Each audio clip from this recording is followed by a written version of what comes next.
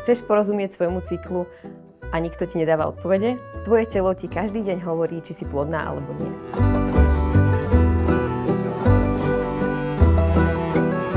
Vedecké štúdie potvrdzujú, že pri správnom používaní je symptotermálna metóda spoľahlivá takisto ako hormonálna antikoncepcia. Je však dôležité túto metódu vedieť správne používať. Zdržanlivosť počas plodného obdobia určite nie je ľahká pre akýkoľvek manželský pár, ani pre nás nebola veľmi ľahká, ale vzhľadom tomu, že sme poznali ten cyklus manželkyn, tak sme to vedeli zvládnuť.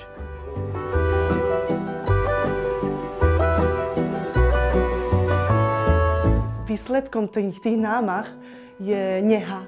Neha, ktorú teda vnímam na manželovi veľmi, ktorá sa prejavuje vo výchove, v každodennosti, v našej intimite.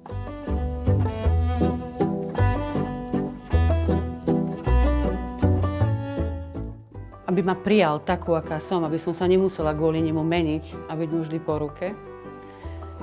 Ale vlastne cez tieto prirodzené metódy sa cítim milovaná, rešpektovaná, prijatá svojim manželom.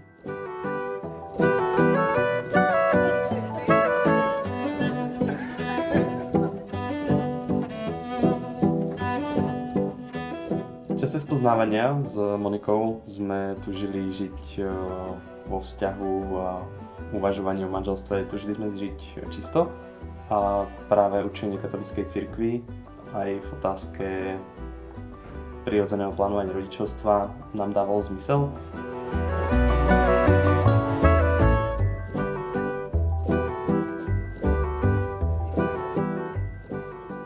O prirodzených metodách som sa dozvedela od svojich rodičov, ktorí ich používali už pred 50 rokmi. Nebol vtedy internet a aj napriek tomu vedeli podľa toho fungovať.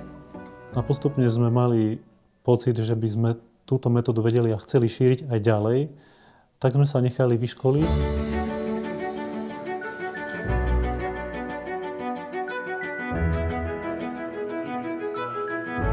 Hlavne pre mňa bola dosť veľká výhoda ako chlapa, že ja som presne vedel, že v ktorej časti cyklu Aďa je, že kedy môžeme byť intimne spolu, kedy nie, kedy proste, a hlavne to rozhodovanie nebolo len na nej, ale sme vždy obidvaja sa rozhodli, že či teraz áno, budeme spolu, či nie, že podľa toho, či sme plánovali babetko, alebo nie.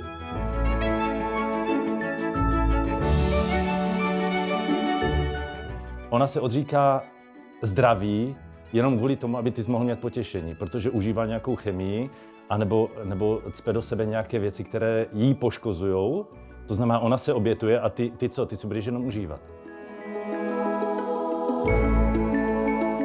Kondom nepřichází v úvahu, protože není spolehlivý a hormonální antikoncepce už vůbec ne, protože nechci si poškodit zdraví a nechci zabít svoje potenciální dítě.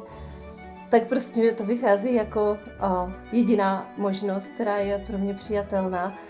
I s tím, že je tam to období, kdy je zdrženlivost delší, než bych chtěla a že v tom odříkání, tak nevyměním prostě Boží království za chvilku požitku.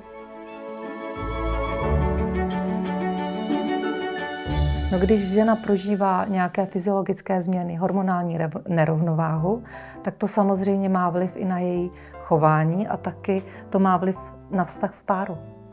Takže přechod se netýká jenom žen, ale taky mužů. A já myslím, že do té míry, do jaký muži na manželce, na manželství záleží.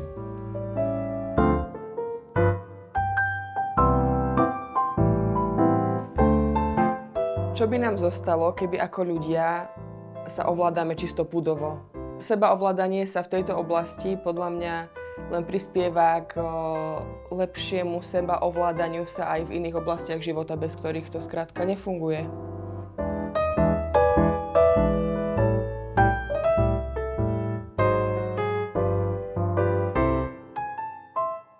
Miláčku, přijde ti normální sklapnout prkínku po té, co se vymočíš? Úplně normální. Vlastně úplně stejně jako vyhodnocování cyklu. Však přece bych to nenechal jenom na tobě. A to je přesně ta věc, která nám moc pomáhá v životě, že žijeme PPR spolu oba dva.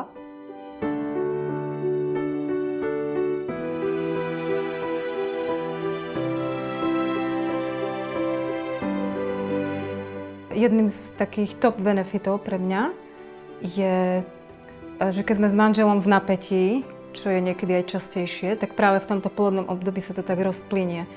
Nie je to vždycky vtedy, keď sa nám chce, Tak. lebo sa nám chce často, ale nie vždycky teda chceme.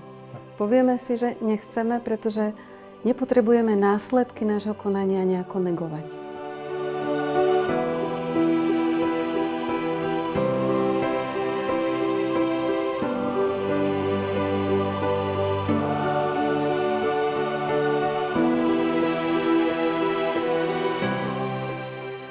Všetky metódy alebo prostriedky stoja peniaze a toto je zadarmo, stojí to len ten čas sa to naučiť. No mi by nenapadlo, že to je vlastne takto výhodné.